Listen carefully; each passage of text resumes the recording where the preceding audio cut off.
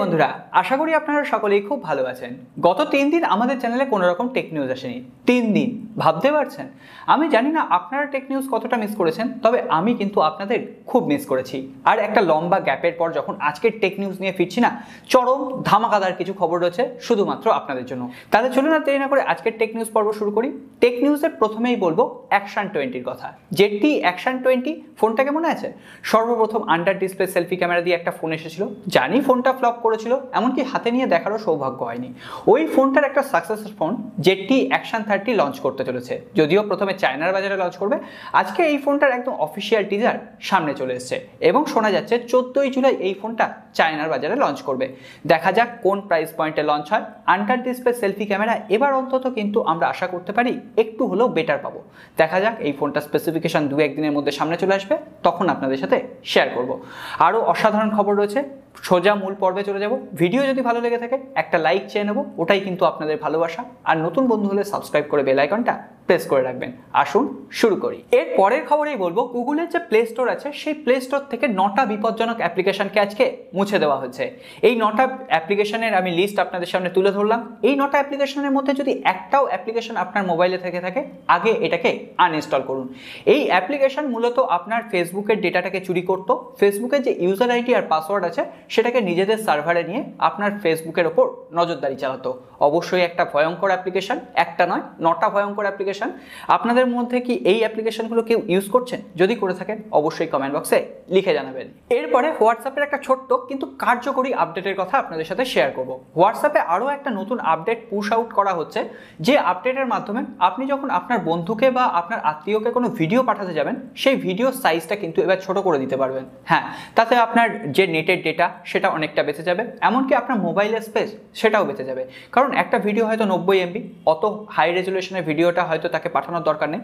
আপনি সেটাকে একদম লো কম্প্রেস করে 20 MB-তে পাঠাতে পারেন, তাতে মোবাইলের ডেটাও বাঁচলো আর আপনার ইন্টারনেটের ডেটাও বাঁচলো। এরপরে আমরা সোজা চলে আসবো নোকিয়ার কথায়। নোকিয়া আজকে একটা আলট্রা রিজেন্ট স্মার্টফোন ভারতবর্ষের মার্কেটে লঞ্চ করেছে, নোকিয়া G20। দামটা আগে বলে দিই, না দামটা শুনলে আপনারা চমকে যাবেন। আগে মোবাইলটা স্পেসিফিকেশন বলে দিই। নোকিয়া এই মোবাইলটাতে ইউজ করেছে মিডিয়াটেকের হিলিও G35 প্রসেসর, একটা HD+ ডিসপ্লে রয়েছে এবং এর সঙ্গে সঙ্গে এখানে কোয়াড ক্যামেরা সেটআপ রয়েছে। 48 + 5 মেগাপিক্সেলের একটা আলট্রা ওয়াইড অ্যাঙ্গেল লেন্স, 2 মেগাপিক্সেলের ডেপথ মোড কিট করার জন্য 2 মেগাপিক্সেলের ম্যাক্রো লেন্স, 8 মেগাপিক্সেলের সেলফি ক্যামেরা, 5000 মিলিঅ্যাম্পিয়ারের ব্যাটারি এবং আলট্রা ফাস্ট চার্জিং টেকনোলজি এখানে দেওয়া হয়েছে 10 ওয়াটের। হ্যাঁ জানি, এবার আপনারা আশা করছেন এই ফোনটার দাম কত হতে পারে, 8 থেকে 10,000 টাকা? না, আপনি বড় ভুল করছেন। এই ফোনটা নোকিয়া লঞ্চ করেছে 13,000 টাকায়, 12,999 টাকা।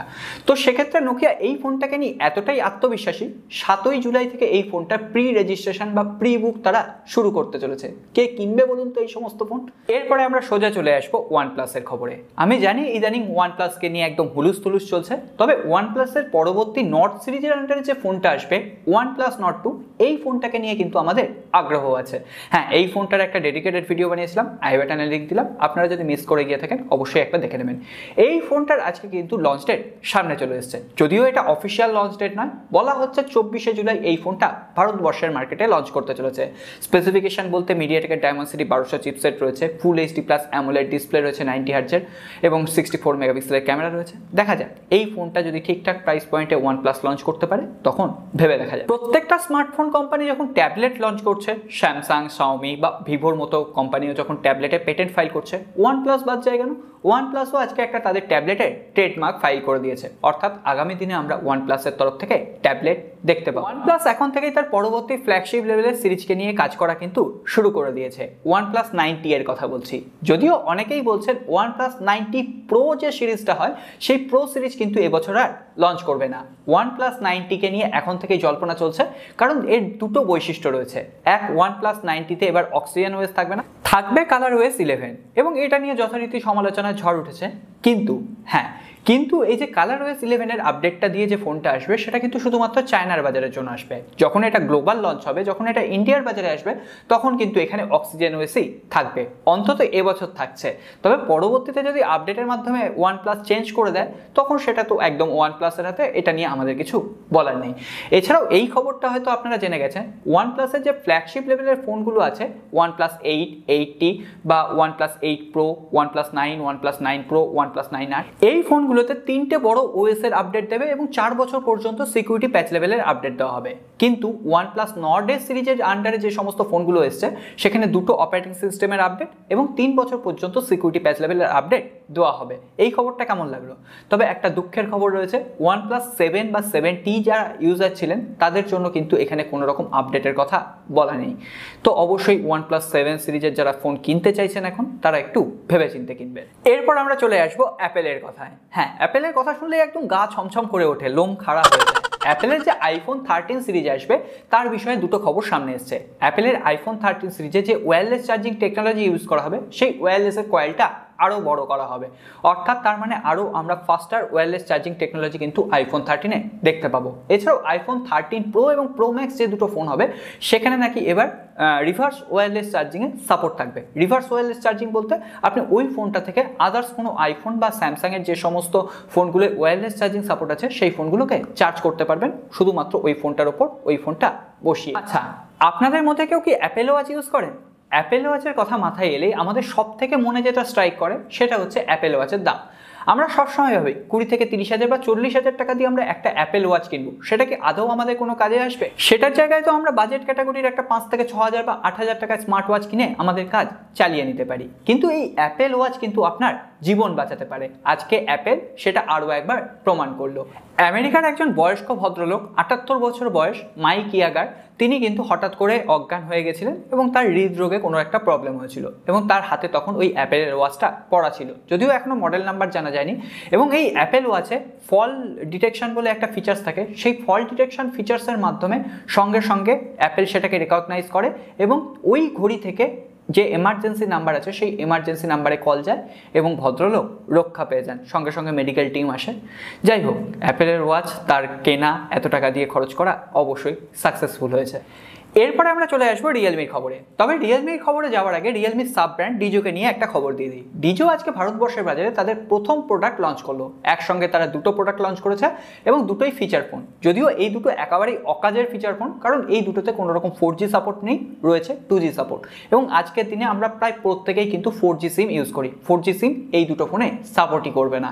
তো সেক্ষেত্রে এই দুটো ফোন কতটা কার্যকরী হবে সেটা কিন্তু বলা যাচ্ছে না। একটা হচ্ছে রিয়েলমি ডিজো স্টার 500 এবং ডিজো স্টার 300। 500 এর দাম রাখা হয়েছে 1799 এবং 300 এর দাম রাখা হয়েছে 1299। এই দুটো নিয়ে অলরেডি কিন্তু আমরা আমাদের ওয়েবসাইটে লেখালেখি করছি, আপনারা চাইলে ওয়েবসাইটে জয়েন করতে পারেন, ডেসক্রিপশন বক্সে লিঙ্ক দেওয়া আছে। রিয়েলমির তরফ থেকে আজকে আরও আকর্ষণীয় খবর রয়েছে, তার আগে একটা ছোট্ট রিকোয়েস্ট রয়েছে আপনাদের প্রতি। আজকে বাঙালি কোথায় নেই বলুন তো? বাঙালি ইউটিউবে কন্টেন্ট ক্রিয়েট করছে, ফেসবুকে কন্টেন্ট ক্রিয়েট করছে, শুধুমাত্র একটা সোশ্যাল মিডিয়ায় কিন্তু বাঙালির প্রভাব এখনও পড়েনি, আর সেটা হচ্ছে টুইটার। টুইটারে কিন্তু বাঙালি এখন অনেক কম এবং বাঙালির সংখ্যা টুইটারের প্রায় নগণ্য বলা যেতে পারে। তাই জন্য বলবো, টুইটারে বাঙালি কমিউনিটিকে, বাংলা কমিউনিটিকে এগিয়ে নিয়ে যেতে গেলে অবশ্যই আপনাদেরকে টুইটারে জয়েন করতে হবে। আমি রিকোয়েস্ট করছি, ডেসক্রিপশন বক্সে আমাদের টুইটার হ্যান্ডেলের লিঙ্ক আছে, আপনারা সেখানে জয়েন করুন। কথা দিচ্ছি, সকলের আগে এক্সক্লুসিভ কন্টেন্ট হিসেবে বাংলা ভাষায় টেক নিউজগুলো আপনাদের কাছে পৌঁছে দেবো, সেটা বাংলাদেশেরই হোক, সেটা আমাদের বাংলারই হোক। গত কয়েকদিন আগে টেক নিউজে বলেছিলাম রিয়েলমি জিটির আরও একটা নতুন variant Realme GT Master Edition Realme কিন্তু লঞ্চ করবে, যেখানে কোয়ালকম স্ন্যাপড্রাগন 778 চিপসেট থাকবে, 6.43 inch full HD plus full view super AMOLED display থাকছে, 120 হার্টজের রিফ্রেশ রেট থাকছে, এর সঙ্গে সঙ্গে 64 মেগাপিক্সেলের কোয়াড ক্যামেরা সেটআপ, 32 মেগাপিক্সেলের সেলফি ক্যামেরা এবং এখানে থাকবে 4500 mAh এর ব্যাটারি এবং খুব সম্ভবত 65 ওয়াটের ফাস্ট চার্জ সাপোর্ট। আজকে এই ফোনটার একদম লাইভ ইমেজ সামনে চলে এসেছে, দেখতে তো ভালোই লাগছে, তবে কি জানেন, এই ফোনগুলোকেও দেখতে লাগছে ওপো রেনো 6 সিরিজের ফোনগুলোর মতো। আমি জানি না রিয়েলমির এই কপি করা অভ্যাসটা কবে যাবে। এছাড়াও রিয়েলমির তরফ থেকে আরও একটা আকর্ষণীয় খবর সামনে এসেছে, যদিও এই খবরটা হয়তো আপনারা ইতিমধ্যেই জেনে গেছেন। রিয়েলমি জিটি যে মাস্টার এডিশন ফোনটা আসবে সেখানে যে রিয়েলমি ক্যামেরা সেন্সরটা ইউজ করবে সেটাতে কোডাকের সঙ্গে টাই আপ করে তারা এই ক্যামেরা সেন্সরটাকে অপটিমাইজ করবে। আর কোডাক আপনারা সকলেই জানেন ক্যামেরা জগতে একটা প্রশিক্ষিত নাম, যদিও কোডাকের এখন কিন্তু ওই ক্যামেরা জগতে অতটা প্রভাব প্রতিপত্তি নেই, কোডাক জানেন যে হারিয়ে গেছে। আমরা হ্যাসেলব্ল্যাডকেও দেখেছিলাম ওয়ানপ্লাসের সঙ্গে তারা মেলবন্ধন করে OnePlus 9 সিরিজ লঞ্চ করলো, যদিও ক্যামেরা ক্ষেত্রে খুব একটা ইমপ্রুভমেন্ট হয়নি। বিজ্ঞাপনের ঝলক তৈরি করার জন্য, হাইপ তৈরি করার জন্য কোম্পানিগুলো এই পরিকল্পনা কাজে লাগায়। আজকের দিনে কি আমরা আদৌ এত বোকা আছি? রিয়েলমি এই বছরে তাদের ফ্ল্যাগশিপ লেভেলের ফোন লঞ্চ করেছিল রিয়েলমি জিটি, যেখানে তারা প্রোভাইড করেছিল কোয়ালকম স্ন্যাপড্রাগন 888 প্রসেসর। যদিও এই ফোনটা ভারতবর্ষের বাজারে এখনো লঞ্চ হয়নি, ফোনটা হাতে নিয়ে দেখার সৌভাগ্যও হয়নি, শুধুমাত্র চাইনিজ বাজারে লঞ্চ হয়েছে, গ্লোবাল মার্কেটে লঞ্চ হয়েছে। তো সেক্ষেত্রে রিয়েলমি জিটি 2 যে ফোনটা আসবে, অর্থাৎ সাকসেসর ফোনকে নিয়ে এখন থেকে রিয়েলমি কাজ করা শুরু করে দিয়েছে এবং বলা হচ্ছে রিয়েলমি জিটিতে আমরা কোয়ালকম স্ন্যাপড্রাগন 888 পেয়েছিলাম, রিয়েলমি জিটিতে কোয়ালকম স্ন্যাপড্রাগন 888 এর সাকসেসর প্রসেসর পাওয়া যাবে। হয়তো সেটা হতে পারে কোয়ালকম স্ন্যাপড্রাগন 895 বা যে নামে আসবে সেই প্রসেসরটা। অবশেষে রিয়েলমি একটা কাজের কাজ করেছে। রিয়েলমি যে 9 সিরিজ আসবে, বিশেষ করে রিয়েলমি 9 প্রো, বলা হচ্ছে এই ফোনটাতে 120 হার্জের রিফ্রেশ রেট থাকবে, সুপার অ্যামোলেড প্যানেল থাকবে এবং এখানে কার্ড ডিসপ্লে থাকবে। আমরা কিন্তু ইদানিং কার্ড ডিসপ্লেকে বেশ প্রায়োরিটি দিতে দেখছি স্মার্টফোন কোম্পানিগুলো। কার্ড ডিসপ্লে সত্যিই ভালো লাগে, তবে সেখানে বেশ কিছু ঘোষ টাচের ইস্যু হয়। রিয়েলমি যদি এই প্রবলেমগুলোকে দূরে সরিয়ে রেখে মিড বাজেটে রিয়েলমি 9 প্রো, অর্থাৎ 20,000 টাকা প্রাইস রেঞ্জ আমরা ধরে দিতে পারি, সেই বাজেটে কার্ড ডিসপ্লে 120 হার্জের রিফ্রেশ রেট আর অ্যামোলেড ডিসপ্লে দিতে পারে, তাহলে তো কামাল হয়ে যাবে। Xiaomiর তরফ থেকে একটা কিন্তু ক্ল্যাম্পশেল ফোল্ডিং ফোনের পেটেন্ট ফাইল করা হয়েছে, অনেকটা ওই স্যামসাং গ্যালাক্সি জেড ফ্লিপ 3 এর মতো দেখতে লাগছে। এবং Xiaomi যখন এই ফোনটাকে নিয়ে কাজ করছে, তখন আমরা ধারণা করতে পারি আমরা কিন্তু কম প্রাইস পয়েন্টে, স্যামসাংয়ের থেকে অন্তত কম প্রাইস পয়েন্টে ফোল্ডিং ফোনের স্বাদ নিতে পারবো। এবং এই ফোনটাকে নিয়ে অলরেডি ডিটেলসে কিন্তু আমরা টুইটারে পোস্ট করেছি, তাই জন্য বলছি টুইটারে চলে আসুন, আরও বিস্তারিত আপনারা জানতে পারবেন। এরপরে Xiaomi ইউজারদের জন্য একটা খুশির খবর রয়েছে, বিশেষত যারা পুরনো Xiaomi ফোন ইউজ করেন, Redmi 6 এবং Redmi 6 এই দুটো ফোনে Xiaomi কিন্তু MIUI 12 এর আপডেট রোল আউট করা শুরু করে দিয়েছে। অর্থাৎ আপনারা যারা এই ফোন দুটো ইউজ করেন বা এই ফোনটা সমসাময়িক কোনো ফোন ইউজ করেন, তারা নিশ্চিন্ত থাকতে পারেন, আরও একটা নতুন আপডেট Xiaomi আপনাদের উপহার দিতে চলেছে। এরপরে আমরা সবশেষে আসবো স্যামসাং এর খবরে। স্যামসাং এর খবর প্রত্যেকদিন আগে বলি, আজকে একটু শেষে বললাম। স্যামসাং গ্যালাক্সি আনপ্যাকড ইভেন্ট, হ্যাঁ, আজকে স্যামসাং অফিসিয়ালি লঞ্চ ডেট ঘোষণা করে দিয়েছে। 11ই আগস্ট লঞ্চ হতে চলেছে স্যামসাং এর ফোল্ডিং ফোন, স্যামসাং এর স্মার্ট ওয়াচ, এছাড়াও স্যামসাং এর TWS। দেখা যাক, আরও ধীরে ধীরে খবর আসবে, তখন আপনাদের সাথে শেয়ার করব। স্যামসাং লঞ্চ করতে চলেছে তাদের আরও একটা mid budget phone, Samsung Galaxy M22। মিডিয়াটেকের হিলিও G80 প্রসেসর থাকবে এবং এখানে স্যামসাং গ্যালাক্সি M32 এর মতো সমস্ত স্পেসিফিকেশন থাকবে।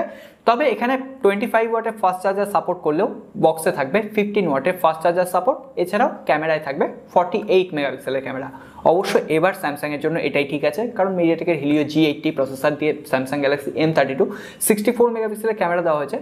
আসলে 64 মেগাপিক্সেলের ক্যামেরা এই প্রসেসর সাপোর্টই করে না। এটা নিয়ে অলরেডি একটা ভিডিও বানিয়েছি, আই বাটনে লিংক দিলাম, অবশ্যই একবার দেখেন। সো বন্ধুরা, আজ এই পর্যন্তই। কেমন লাগলো আজকের এপিসোড অবশ্যই জানাবেন, আর যদি ভালো লেগে থাকে অবশ্যই আপনার ভালোবাসাটা লাইক বাটনে প্রেস করে জানিয়ে দেবেন। আপনারা চাইলে আমাদের social media handle Facebook, Twitter আর ইনস্টাগ্রামে ফলো করতে পারেন।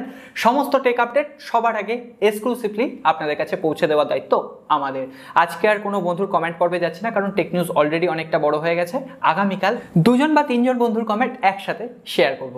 আশা করি আপনারা আর রাগ করবেন না। দেখা হবে আগামী পর্বে।